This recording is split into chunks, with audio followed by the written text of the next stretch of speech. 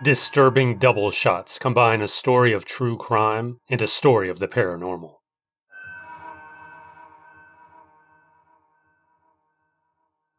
Michigan, 2012.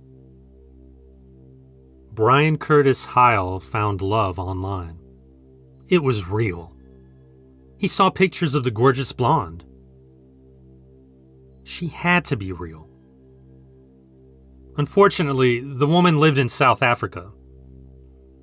And unfortunately, the woman turned out to be a man. Yes, Brian Curtis Hile was catfished. He became brokenhearted, mad, and determined to get revenge.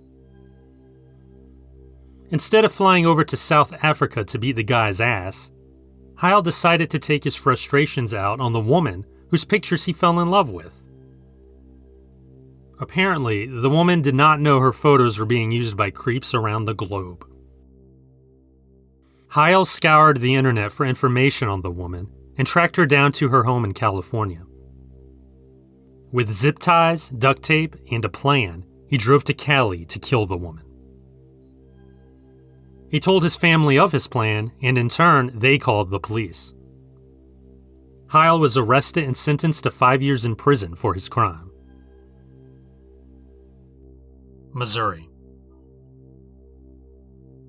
The house is called Hobo Hill.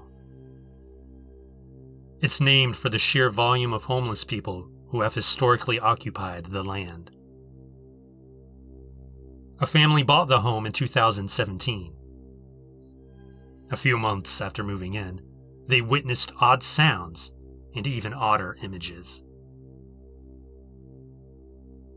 The husband and father heard the same sound in the attic every night at 11:15. It sounded like the dropping of a heavy box, followed by a dragging sound, as if someone was moving it across the attic floor. He also experienced the sensation of someone jumping on his neck every time he was in the basement.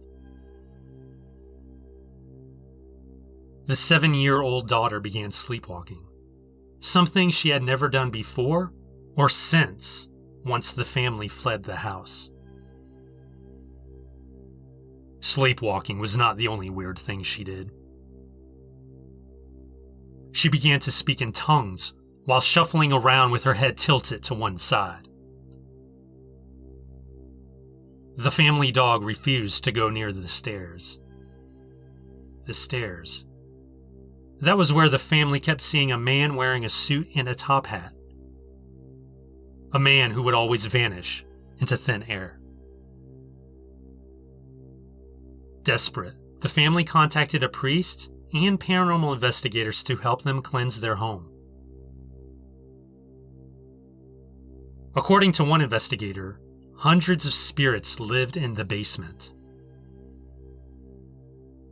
Could they have been the homeless people who had once squatted on the land? After 7 months, the family moved out. The wife's mother became caretaker to the property. She claims to have heard footsteps in the attic. Heavy footsteps. She was also knocked off a stepladder while painting.